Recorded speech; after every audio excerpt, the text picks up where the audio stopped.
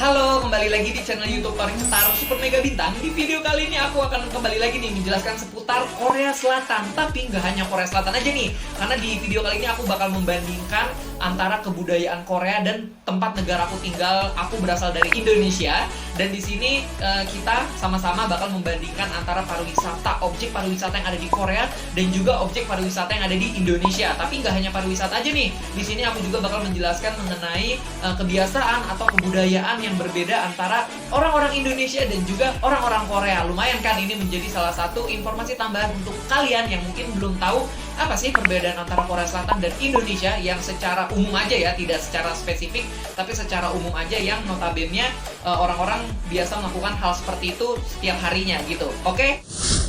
Oke, yang pertama kita bakal bahas dulu pariwisatanya. Kalau misalkan di Korea memiliki Pulau Jeju, nah di Indonesia juga ada nih namanya Pulau Bali. Tapi sebelum kita menjelaskan dulu apa sih itu dan di mana sih itu Pulau Bali, di sini aku bakal menjelaskan dulu nih tentang Pulau Jeju.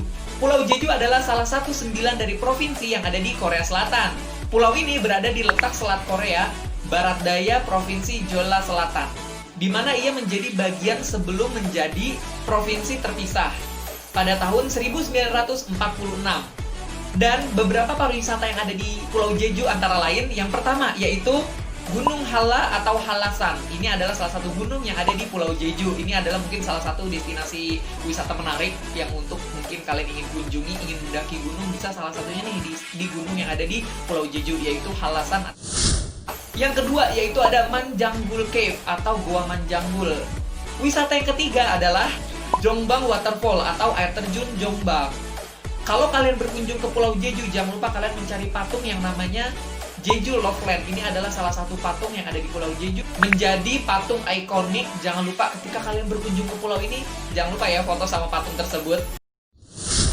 Nah, tadi kita sudah selesai membahas nih sedikit informasi mengenai Pulau Jeju dan juga beberapa wisata yang ada di Pulau Jeju.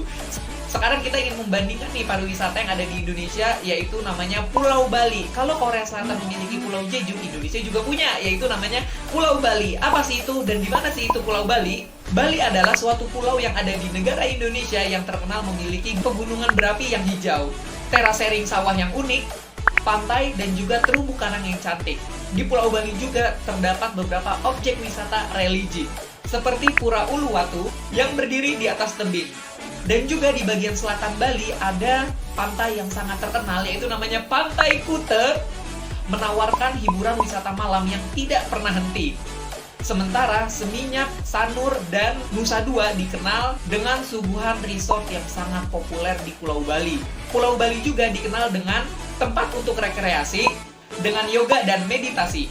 Nah, sekarang di sini aku pengen memberitahukan kepada kalian nih, mungkin di antara kalian semua ada yang berminat berkunjung datang ke Indonesia. Jangan lupa datang ke Pulau Bali karena bisa menjadi salah satu destinasi wisata menarik yang untuk kalian datangi atau kalian kunjungi. Berikut adalah wisata-wisata yang ada di Pulau Bali. Yang pertama, Pura Uluwatu, pura Hindu kuno yang pemandangannya laut. Yang kedua, Pantai Sanur.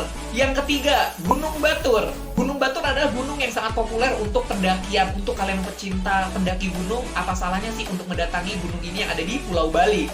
Yang terakhir adalah wisata Mandala Wisata Wenarawana. Ini adalah kompleks pura dengan banyak hewan monyet. Itu adalah beberapa sedikit perbandingan tempat wisata yang ada di Korea Selatan, terutama di Pulau Jeju, dan juga di Indonesia, yaitu di Pulau Bali. Oke, setelah kita membahas tentang pariwisata, di sini aku bakal ngebahas nih tentang bagaimana sih perbedaan antara orang Korea dan Indonesia saat menjalankan kehidupan sehari-harinya.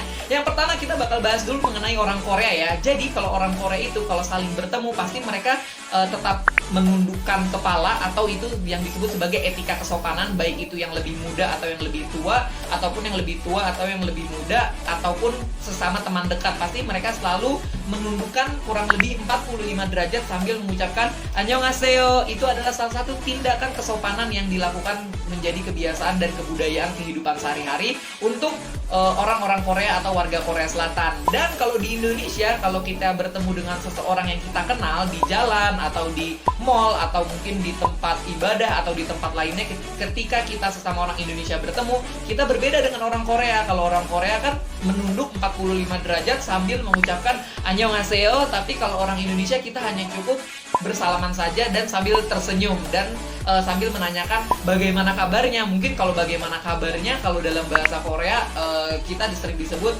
Jaljenessoyo, bagaimana kabarnya, how are you gitu. Biasanya orang Indonesia melakukan hal seperti itu bila kita bertemu dengan teman, datang lalu saliman, bagaimana kabarnya, seperti itu. Tapi kalau orang Korea ketika bertemu mereka langsung menunduk dan sambil mengucapkan annyeonghaseyo, baru mereka melanjutkan pembicaraan atau mungkin saling nanya Norel jaljenessoyo, jaljenessoyo, seperti itu. Salah satu perbedaan kehidupan sehari-hari antara orang Korea dan juga orang Indonesia. Itu kalau ketika bertemu sesama teman ataupun orang yang tidak dikenal. Nah, sekarang kita pengen bahas lagi nih mengenai kebudayaan Korea Selatan dan juga Indonesia. Salah satunya etika dalam makan. Yang seperti kalian tahu kalau orang Korea itu paling suka makan menggunakan sumpit. Betul, tapi itu berbanding terbalik dengan kita orang Indonesia. Kita biasanya menggunakan cukup sendok dan juga garpu aja. Tapi kenapa sih kok orang Korea kayaknya suka banget makan pakai sumpit? Jadi begini penjelasannya.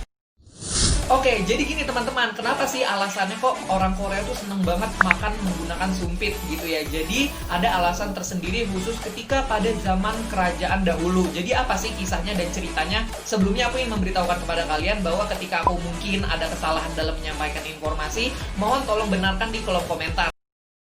Jadi ada dua versi yang menjelaskan kenapa orang Korea itu suka menggunakan sumpit. Ketika zaman dahulu, ketika zaman kerajaan, para bangsawan atau orang-orang elit mereka makan menggunakan sumpit yang berbahan dasar perak karena untuk melindungi dirinya dari ancaman musuh yang takut diracuni di makanan tersebut. Ketika sumpit perak itu bertemu dengan racun atau bahan kimia, sumpit itu akan berubah warna.